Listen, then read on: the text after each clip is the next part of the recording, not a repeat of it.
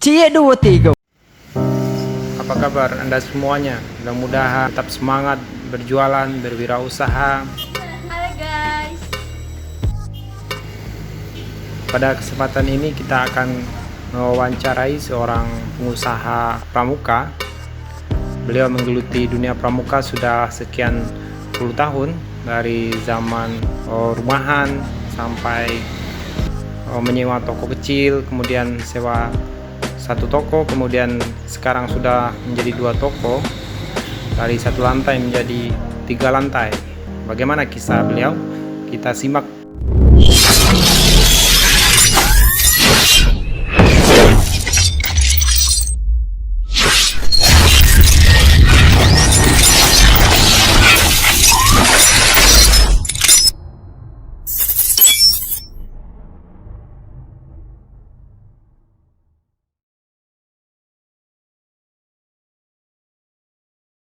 Three, two, one, close door. Oke. Bismillahirrahmanirrahim. Assalamualaikum warahmatullahi wabarakatuh. Waalaikumsalam. Selamat datang di YouTube channel Nasrul yang akan mengupas tentang sekilas wirausaha, lowongan kerja, dan hal-hal inspirasi yang lain. Bella, kali ini kita didatangi oleh tim untuk berbagi cerita, bukan untuk memberikan semacam pengajaran, tapi di sini kita lebih ke tukar pikiran sajalah, sharing, terus berbagi pengalaman. Sebelum panjang kali lebar, saya akan menyampaikan sekilas perkenalan. Karena dipinta untuk memperkenalkan diri dulu. Patah mengatakan tak kenal maka tak sayang maka tak kenal. Kira-kira begitu. Ya, saya Hendro Agus Manjaya, keseharian di kuli pemerintah. Di samping itu membuka usaha yang kami beri nama Rover Outlet, yang mana bergerak di bidang atribut pramuka, percetakan, dan digital sablon. Kami tinggal di Marga Mulia di Kota Lubuk Linggau, Sumatera Selatan.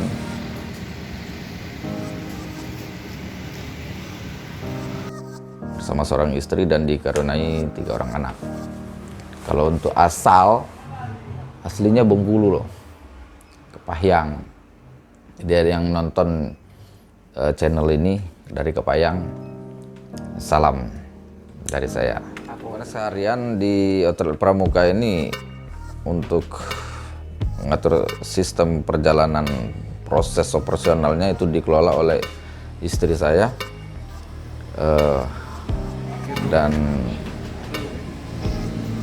beberapa orang personil yang membantu untuk perjalanan operasional outlet ini. Latar belakang untuk memulai usaha ini berawal dari sebenarnya kegiatan-kegiatan kepramukaan di daerah Lubuk Linggau ini cukup aktif.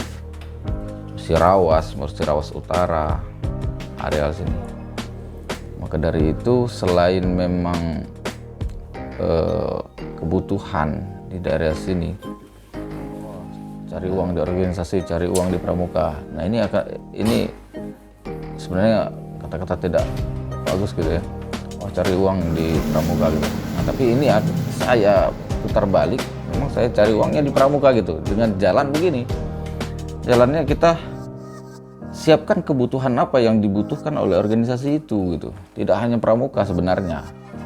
Karena saya juga mengikuti beberapa organisasi sosial, organisasi kemanusiaan, dan itu rata-rata tidak digaji. Tapi kadang-kadang orang ngomong, kamu digaji dari pramuka. Oh tidak, banyak pengalaman yang saya dapat di situ, banyak teman yang saya dapat di situ, dan itulah yang membuahkan akhirnya ada income di situ. Saya baca. Jadi masih tergabung dalam organisasi pramuka? Sampai saat sekarang saya sebagai pengurus di Andalan Cabang urusan penegak di kuartir cabang Musirawas.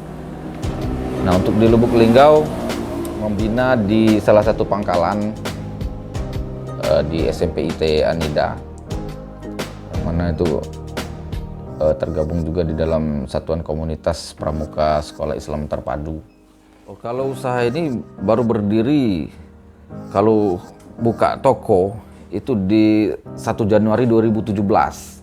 Tapi sebelumnya kita buka di kontrakan di daerah Marga Rahayu, tapi itu pun yang pembelinya hanya anak didik saya dan orang-orang yang saya kenal. Bahkan sampai ke Kepayang, ya untuk peralatan, perlengkapan di rumah itu sebenarnya tidak mencukupi. Ya makanya kita sambung koneksi ke rekan-rekan yang punya produk. Ya salah satunya piala gitu kan. Terus ya atribut lain. Maksudnya reseller gitu? Bisa dibilang begitu. Jadi reseller dulu. Ya karena untuk memulai suatu usaha itu ya saya kira tidak sepakat juga kalau seandainya mau mulai usaha ya terkadang terkendala dengan modal gitu ya. Tapi kita dengan sistem kepercayaan itu kita udah bisa bergerak. Kalau kita ngomong modal-modal terus, ya kapan mulai jalan gitu kan. Ya kalaupun tidak bisa mulai dalam skala besar, skala kecil dulu. Sebenarnya di 2016 itu saya kan ngelatih pramuka. Kita cari atribut di sini ya ada, tapi untuk yang kecil-kecil itu yang jarang dipakai, yaitu bisa dibilang tidak ada. Kita harus order dulu keluar. Maka dari situ saya baca ada peluang di situ, karena memang kita mesti apa yang dibutuhkan oleh orang saat itu gitu ya. Kita harus order dulu ke Jakarta, ke Bandung gitu kan. Nah, maka dari itu ya kita coba untuk memenuhi kebutuhan-kebutuhan itu. Berawal dari anak didik yang saya latih. Selanjutnya kawan-kawan, dan alhamdulillah sekarang di 5 kabupaten kota udah bisa kita supply untuk kelengkapannya gitu.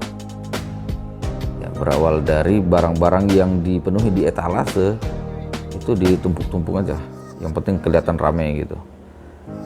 Yang supaya dilihat serius lah jualan gitu, jadi ditumpuk-tumpuk aja. Kalau untuk toko ya alhamdulillah waktu itu diberikan kepercayaan oleh yang punya toko,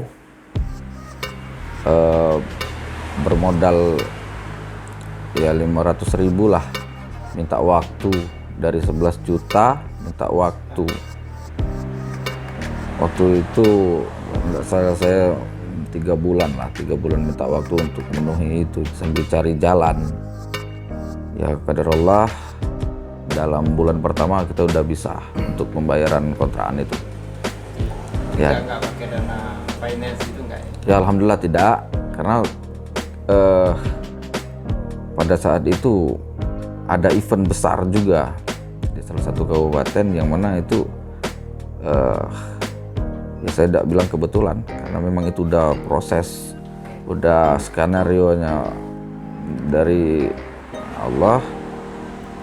Banyak yang belanja dan bahkan kami diberi space untuk ya pameran, dua space tenda waktu itu 5 hari di situ.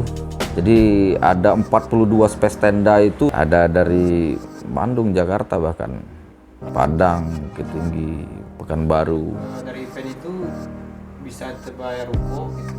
Ya termasuk panitia pada saat itu banyak order barang juga di kita gitu kan. 1,5 tahun kita pindah ke Marga Mulia, alhamdulillah diberikan kesempatan untuk di tempat yang lebih besar lagi gitu. Jadi dari ruko 1 lantai setahun setengah pindah ke ruko 3 lantai gini ya? Iya. Lebih mahal ini sewanya? ya 2 kali lipat lah dari sebelumnya gitu. Ya, keunikan dari Pramuka sendiri gimana Pak? Bisnisnya memang ada prospeknya atau unik atau gimana? Ya, keunikannya gitu banyak sebenarnya. Saya anak pramuka dituntut untuk aktif dan kreatif. Jadi kalau dulunya orang bilang pramuka banyak daki, setahun tidak mandi, itu mungkin dulu ya, itu pun mungkin sekedar ungkapan gitu. Tapi kalau sekarang anak pramuka itu kenal passion, kenal gaya, Maju gitu ya. sudah maju. Kalau saya buat untuk toko ini hanya menyediakan atribut pramuka saja, artinya kan itu tidak ada inovasi di situ, ya tidak ada khasnya di situ. Ya kalau bicara jual atribut, saya kira udah banyak lah gitu ya. Nah, tapi ini kita kemas dengan kemasan yang berbeda. Pramuka itu menyelenggarakan kegiatan, dan cukup satu nota lah gitu. Nggak sekedar atribut, mereka butuh cetak piagam, mereka butuh piala, mereka butuh plakat, mereka butuh tiska, spanduk. Kebanyakan toko pramuka itu dikasih nama itu kedai pramuka. Justru saya tidak pilih itu, saya pilih outlet pramuka. Perkenalkan, nama saya Ulas Mini. Di sini saya menjadi divisi percetakan. Ini adalah ruang di mana kegiatan di outlet pramuka itu dilaksanakan. Cetak mencetak yang Gambar bisa menggambar. dikenal dengan nama cetak Apobae. Nah, di sini kami bisa ya tergantung apa namanya cetak Apobae. Jadi di sini kami menerima dalam percetakan apa saja, tapi yang masuk akal ya guys ya. Ya. Itu contoh Yang mana? spanduk, cetak apa lagi? Cetak muk, cetak yasin, undangan dan lain-lainnya. Di sini juga harganya terjangkau dan kualitasnya dijamin oke. Itu kalau outlet itu gimana? Toko kecil gitu ya, toko kecil dan jualan unik-unik lah gitu ya. Gitu. Maka dari itu ya nama itu sebenarnya ya untuk penyemangat toko ini juga gitu, penyemangat usaha ini. Kalau untuk tim ya berawal dari satu ya, karena memang kesibukan saya juga sebagai kuli pemerintah, jadi tidak bisa terlalu banyak fokus ketika jam kerja. Ya mesti banyak bagi waktu, dari pagi hingga sore itu saya harus kerja. Untuk standby di rumah ya istri, berawal dari satu, dan Sekarang berapa ya? kalau sekarang udah 5, yang mana di situ kami memang siapkan untuk tenaga desain, untuk atribut, dan untuk divisi cetak dan divisi sablon gitu. Jadi ini untuk ya bergerak secara tim, apapun kegiatannya, khususnya event, mereka kita beri tanggung jawab untuk menyelesaikan orderan itu. Makanya kami sering buat itu ya semacam tim.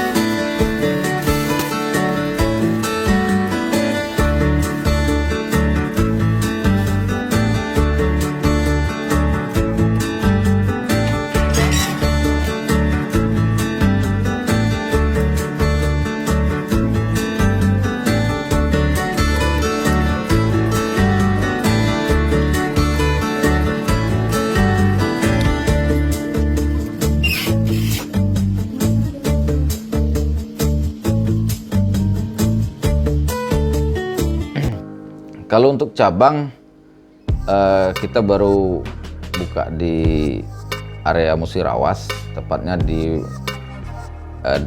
F Trikoyo di Tugu Mulyo Musirawas. Yang tidak kami jangkau untuk membuat outlet di situ, ya sementara kami aktifkan reseller dulu lah.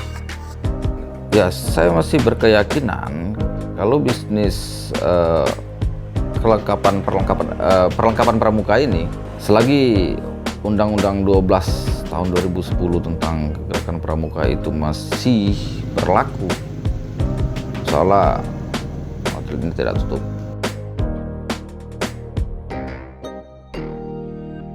Ya. Yang penting bagaimanapun kondisi, bagaimanapun keadaan, pakailah gaya sepeda. Sepeda itu ketika dia dikayuh terus, dia akan jalan. Tapi ketika kita berhenti, saat itu kita jatuh. Maka dari itu, ya ini sebuah siasat sebenarnya. Kenapa saya tidak hanya bergerak di satu bidang? Karena ketika ada satu masa, terkadang di bidang satu ini pasarnya tidak cukup ramai gitu. Jadi kita bisa ke pasar yang lain. Gitu. Seperti masa pandemi ini, itu anak sekolah tidak sekolah, kegiatan pramuka tidak diperbolehkan. Itu akan berpengaruh di omset, jelas. Maka dari itu bisa diobat dari bidang lain, bidang percetakan dan bidang digital sablon yang sekarang sedang kami kembangkan, termasuk masker. Kita ngepil. Sebenarnya jualan itu susah nggak sih? Kalau jualan ya sudah dicontohkan oleh Rasul. Beliau itu seorang pembisnis, seorang pedagang. Ya di situ kita tidak hanya sekedar cari uang saja, namun banyak perjalanan bisnis itu yang bisa kita gali nilainya di situ. Dari silaturahmi, saling tolong, dan untuk jadikan wadah kita beribadah juga. Jadi tidak serta-merta bicara masalah rupiah, karena ini kan pilihan, ya kan? Pilihan saya menjadi abdi negara. Tapi kalau untuk usaha ini, saya kira bukan berarti kurang atau tidak bersyukur dengan yang ada. Ya tidak salah kalau saya pengen lebih, gitu. Apa nggak capek? Justru masih muda, ya kita gunakanlah waktu yang bermanfaat, masih energik. Yang jelas gerak langkah itu masih panjang, masih ya masih luas lah untuk bergerak gitu ya. Tapi ketika umur sudah lanjut, saya kira langkah itu pasti terbatas gitu. Ya kalau bisa di umur yang tidak terlalu tua, ya kalau bisa secepat mungkin, ya kita udah menikmati hasil daripada tuayan kita sebelumnya. Ya. Lihat hasilnya. Sebenarnya nggak instan gitu ya. Ya benar. Bagaimana misalnya kita harus menghargai proses begitu ya? Ya. Kalau saya mempelajari tokoh-tokoh inspirator saya tidak lihat ketika dia sukses, ketika dia berhasil. Pasti saya cari perjalanan dia menuju ke posisi yang sekarang. Karena terkadang kita itu pengen instannya begitu. Wah enak sekali si A, si B, jalan terus keluar negeri. Prosesnya dulu. Nah, terkadang kita tidak kuat untuk menjalani proses karena badai itu ya pasti ada di dalam kita untuk merintis. Bagaimana kita menghadapi tantangan itu, bukan bagaimana menghindar dari tantangan itu.